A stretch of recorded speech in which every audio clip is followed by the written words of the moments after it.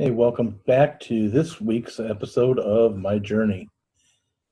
Just want to go over, this is going to sound like I'm rambling today. I've got a lot to cover. The last 2 weeks have been very busy. And sadly, last week I could not broadcast because I was busy trying to get some business work done. So today I've got about 6 things to talk about very quickly.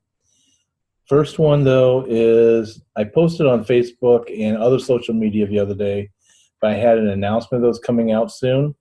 It's still coming out soon. I can't talk about it today because I don't have all of the details yet. So hopefully that will be available next week, and I will tell you what's going on. It's a special event coming up in March, and that's all I can say at this point. If you've been following any of the posts on social media, I've also been working on a YA hard-boiled detective novel called The Fiery Shadows of St. Croix. At least that's the working title at this point in time. Out of that,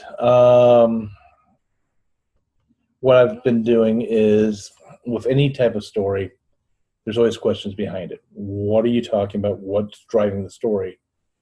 And if you know me, I always tend to be very multi-questioned. I try to go into details beyond just one simple question. And yes, even for a YA, that's going to be kind of interesting and hard. And the question, as I'm about to be joined by Twain here, that I'm working on right now, is a question of one that we're facing in society, and that is the sins of the ancestor being cast on the present generation.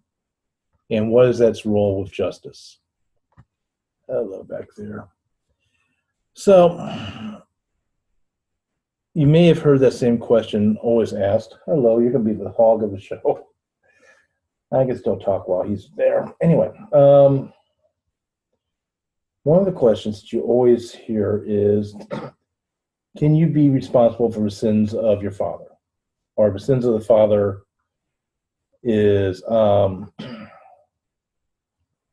being applied to the child.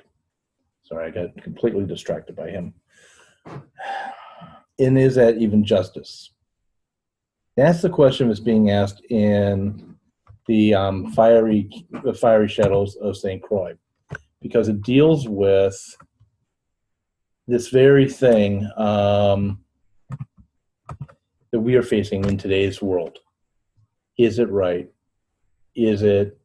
Can you hold the descendants to be, thank you, Karen, by the way, as I'm being distracted looking at your comments. Can you hold the descendants responsible for crimes or sins done by the father, the grandfather, the great-grandfather? And that is not an easy question to answer. It should not be that easy, that hard of a question. But yet when you start digging into it, you start to ask yourself, is it fair? Is it honest? And the answer is something which I'm not going to give. And the answer lies at the very heart of the story in which I'm working. And to answer Karen's earlier question about, or actually statement about, how about talking about the fiery part? One of the crimes that is in the book is arson.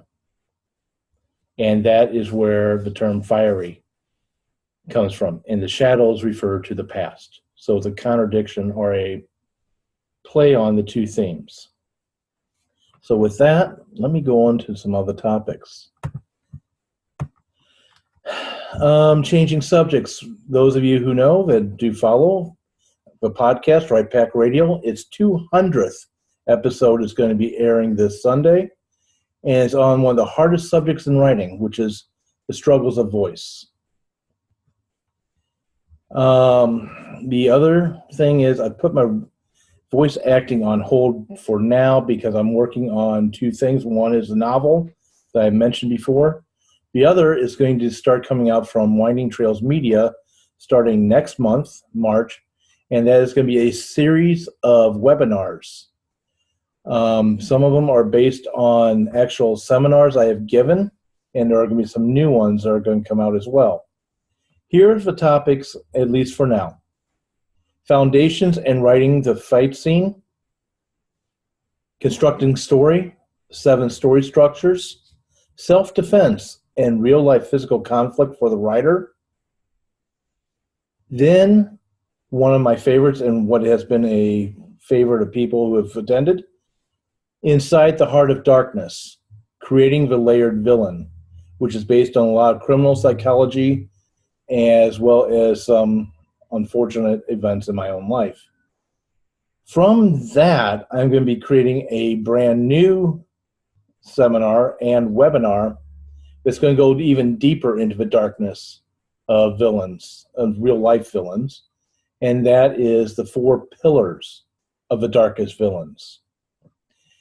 In that, we're going to talk about narcissism, Machiavellianism, psychopathic tendencies, which I know modern day psychology, the new DSM-5 has mixed psychopaths with sociopaths. Fine. I'm still going to call it psychopaths for the purpose of this. But the 4th pillar is what makes those 3 even darker, which is sadism. And how to apply those 4 pillars to creating your villains in your stories. Another one that's going to be created is the secrets of the unstatic plot theory, which comes straight from the plotting techniques of Earl Stanley Gardner. For those who might go, who's Earl Stanley Gardner? Well, if you have ever heard of Perry Mason, you know Earl Stanley Gardner. Perry Mason was only one of his many, many well-known characters. But I think he's probably the most well-known out of all of them. And he wrote so many books, it's mind-staggering. And he had to write under pen names because they wouldn't publish them all underneath his own name. He got branding issues there.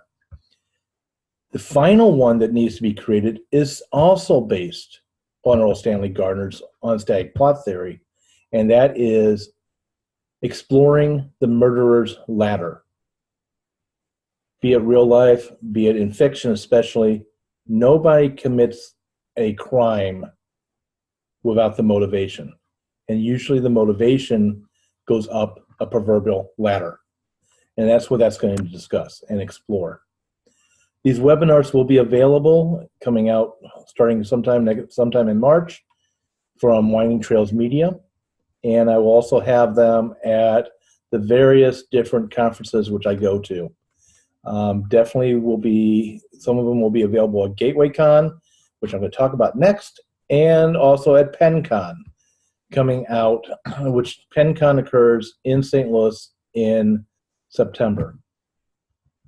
Okay, as a segue into GatewayCon. GatewayCon, which is done by St. Louis Writers Guild, along with its partners in the writing community, like St. Louis Publishers Association, the Sisters in Crime of St. Louis, as well as the Saturday Writers up in St. Charles.